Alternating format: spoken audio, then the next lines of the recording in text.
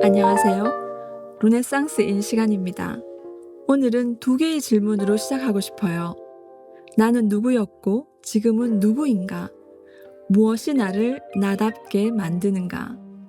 이 질문들은 제가 2019년에 읽은 한 권의 회고록에서 시작됐습니다.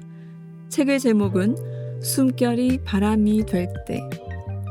폐암 말기 진단을 받은 젊은 신경외과 의사 폴 칼라니티가 남긴 마지막 글을 모은 책이죠.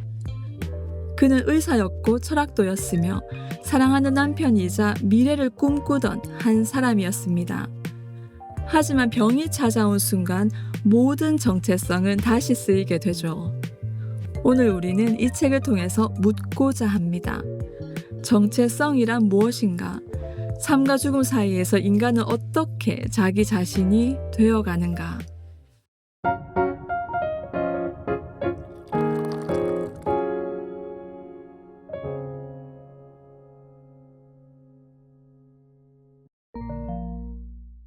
정체성 이론은 제 박사 논문에서도 중요한 주제였어요. 오랫동안 우리는 정체성을 비교적 안정적인 것이라 여겨왔습니다. 혈통, 문화, 전통은 나라는 존재를 형성하는 기초처럼 보였죠. 하지만 1960년대 이후 음악 인류학자 마크 슬로비는 전통을 기준으로 정체성을 정의하는 태도에서 벗어나 지역성과 유동성, 해석의 다양성을 강조합니다. 이제 많은 학자들도 한 나라의 정체성조차 서로 다른 해석과 논쟁의 대상이 될 수 있다고 말하죠. 그러니까 우리의 정체성은 한번 정해지는 것이 아니라 끊임없이 구성되고 해석되고 다시 만들어지는, 재구성되는 과정이라는 거죠. 예일대 의대를 졸업하고 스탠퍼드 대학에서 신경외과 레지던트를 거친 36세의 칼라니티는 누구보다 확실한 미래를 준비하고 있었습니다. 그러나 어느 날 그는 자신이 직접 판독하던 CT 이미지에서 자신의 암을 발견합니다. 흰 가운을 입고 생명을 다루던 의사는 다음 날 환자복을 입고 병상에 눕게 됩니다. 그렇게 정체성은 하루아침에 뒤바뀝니다. 죽음이라는 가혹한 현실에 직면한 칼라니티는 이렇게 말해요. 의사로서의 내 정체성은 더는 중요하지 않았다. 그렇게 폐암 진단을 받은 후 마지막 22개월 동안 그의 전체 정체성은 위태로움의 연속이고 삶 전체가 흔들렸다고 칼라니티는 이렇게 고백합니다. 나는 신체적으로 쇠약해졌고 내가 상상했던 미래와 나라는 존재 자체가 무너졌으며 내 환자들이 직면했던 것과 같은 실존적 어려움과 마주하게 되었다. 내가 힘들게 계획하고 만들어 온 미래는 더는 존재하지 않았다. 그는 아침마다 다른 자아로 깨어나죠. 어느 날은 의사처럼 다시 수술실로 돌아가고 싶다가도 어느 날은 음악을 배우고 싶고 또 다른 날은 신께 기도하고 싶습니다. 그리고 그는 말하죠. 죽음은 한 번 오는 사건이지만 죽음을 앞둔 삶은 긴 과정이다. 정체성이란 결국 고정된 본질이 아니라 흔들리는 시간 속에서 외부와 끊임없이 부딪히며 되어가는 이야기인 셈이죠.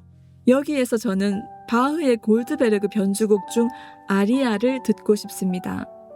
이 단순하고 반복적인 선율 속에는 무언가를 잃은 사람만이 이해할 수 있는 정적인 아름다움이 담겨 있죠. 시간이 멈춘 듯 느리게 흐르고 숨결이 음악이 됩니다. 죽음을 마주하며 문장을 남기던 칼라니티의 고요한 순간과 닮아 있네요. 한번 들어볼까요?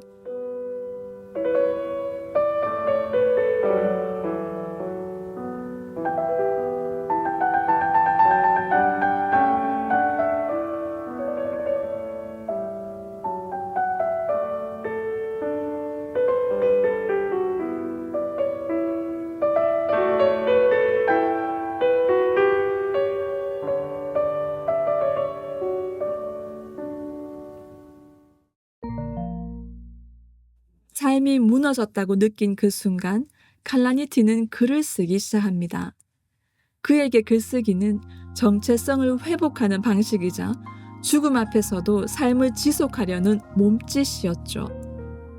그는 이제 더 이상 과거의 자신이 아니었고 새로운 자신이 되어가는 중임을 받아들입니다.